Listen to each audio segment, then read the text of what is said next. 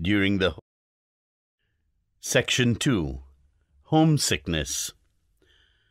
I was homesick during the whole of my first term at St. Peter's. Homesickness is a bit like seasickness. You don't know how awful it is till you get it, and when you do, it hits you right in the top of the stomach, and you become restless. The only comfort is that both homesickness and seasickness are instantly curable. The first goes away the moment you walk out of the school grounds, and the second is forgotten as soon as the ship enters port. I was so devastatingly homesick during my first 2 weeks that I set about devising a stunt for getting myself sent back home, even if it were only a few days. My idea was that I should, all of a sudden, develop an attack of acute appendicitis. You will probably think it silly that a 9-year-old boy should imagine he could get away with a trick like that. But I had sound reasons for trying it on. Only a month before, my ancient half-sister, who was 12 years older than me, had actually had appendicitis, and for several days before her operation, I was able to observe her behavior at close quarters. I noticed that the thing she complained about most was a severe pain down in the lower right side of her tummy. As well as this, she kept being sick and refused to eat and ran a temperature. You might, by the way, be interested to know that this sister had her appendix removed not in a fine hospital operating room full of bright lights and gowned nurses, but on our own nursery table at home by the local doctor and his anaesthetist. In those days, it was fairly common practice for a doctor to arrive at your house with a bag of instruments, then drape a sterile sheet over the most convenient table and get on with it. On this occasion, I can remember lurking in the corridor outside the nursery while the operation was going on. My other sisters were with me, and we stood there, spellbound, listening to the soft medical murmurs coming from behind the locked door and picturing the patient. We could even smell the sickly fumes of ether filtering through the crack under the door. The next day, we were allowed to inspect the appendix itself in a glass bottle. It was a longish, black, wormy-looking thing. "Do I have one of those inside me, Nanny?" "Everybody has one," Nanny answered. "What's it for?" I asked her. "God works in his mysterious way," she said, which was her stock reply whenever she didn't know the answer. "What makes it go bad?" I asked her. "Toothbrush bristles. Toothbrush bristles," she answered this time with no hesitation at all. "Toothbrush bristles?" I cried. "How can toothbrush bristles make your appendix go bad?" Nanny, who in my eyes was filled with more wisdom than Solomon, replied, "Whenever a bristle comes out of your toothbrush and you swallow it, it sticks in your appendix and turns it rotten. In the war," she went on, "the German spies used to sneak box loads of loose-bristled toothbrushes into our shops, and millions of our soldiers got appendicitis." "Honestly, Nanny?" I cried. "Is that honestly true?" "I never lie to you, child," she answered. "So let that be a lesson to you, never to use an old toothbrush." Answer orally. Will the author believe his Nanny? For years after that, I used to get nervous whenever I found a toothbrush bristle on my tongue. As I went upstairs, I knocked on the brown door after breakfast. I didn't even feel frightened of the matron. "Come in," boomed the voice. I entered the room, clutching my stomach on the right-hand side and staggering pathetically. "What's the matter with you?" the matron shouted. "It hurts, matron," I moaned.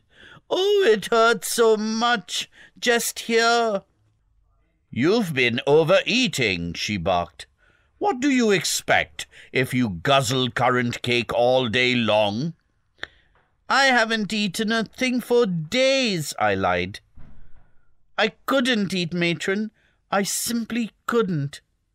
"Get on the bed and let me examine you," she ordered. I lay on the bed, and she began prodding my tummy violently with her fingers.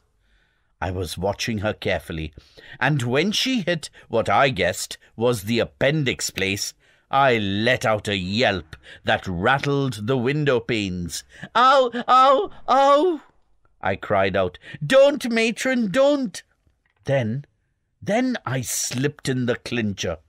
"I've been sick all morning," I moaned, "and now there's nothing left to be sick with. But I still feel sick." This was the right move. I saw her hesitate. "Stay where you are," she said, and she walked quickly from the room. She may have been a foul and beastly woman, but she had a nurse's training, and she didn't want a ruptured appendix on her hands. Within an hour, the doctor arrived, and he went through the same prodding and poking, and I did my yelping at what I thought were the proper times. Then he put a thermometer in my mouth. He said. "It reads normal. Let me feel your stomach once more." "Ouch!" I screamed when he touched the vital spot. The doctor went away with the matron. The matron returned half an hour later and said, "The headmaster has telephoned your mother, and she's coming to fetch you this afternoon." I didn't answer her. I just lay there, trying to look very ill, but my heart was singing out with all sorts of wonderful songs of praise and joy. I was taken home across the Bristol Channel on the paddle steamer, and I felt so wonderful at being away from that dreaded school building that I very nearly forgot I was meant to be ill. That afternoon I had a session with Dr. Dunbar at his surgery in Cathedral Road, Cardiff, and I tried the same tricks all over again. But Dr. Dunbar was far wiser and more skillful than either the matron or the school doctor. After he had prodded my stomach and I had done my yelping routine, he said to me, "Now you can get dressed again and set yourself on that chair." Answer orally. Will Dr. Dunbar know that the author is faking pain? He himself sat down behind his desk and fixed me with a penetrating but not unkindly eye. "You're faking, aren't you?" he said. "How do you know?" I blurted out. "Because your stomach is soft and perfectly normal," he answered. "If you had an inflammation down there, the stomach would have been hard and rigid. It's quite easy to tell." I kept silent. "I expect you're homesick," he said. I nodded miserably. "Everyone is at first," he said. "You have to stick it out. I don't blame your mother for sending you away to boarding school. She insisted you were too young to go, but it was I who persuaded her it was the right thing to do. Life is tough, and the sooner you learn how to cope with it, the better for you." "What will you tell the school?" I asked him, trembling. "I'll say you had a very severe infection of the stomach, which I am curing with pills," he answered, smiling. "It will mean that you must stay home for 3 more days. But promise me you won't try anything like this again. Your mother has enough on her hands without having to rush over to fetch you out of school." "I promise," I said. "I'll never do it again." Roald Dahl. Roald Dahl, 1916 to 1990. Born in Llandaff, Glamorgan, Roald Dahl is one of the most successful and well-known children's writers. His famous works include James and the Giant Peach, The Magic Finger, and The Twits, to name a few.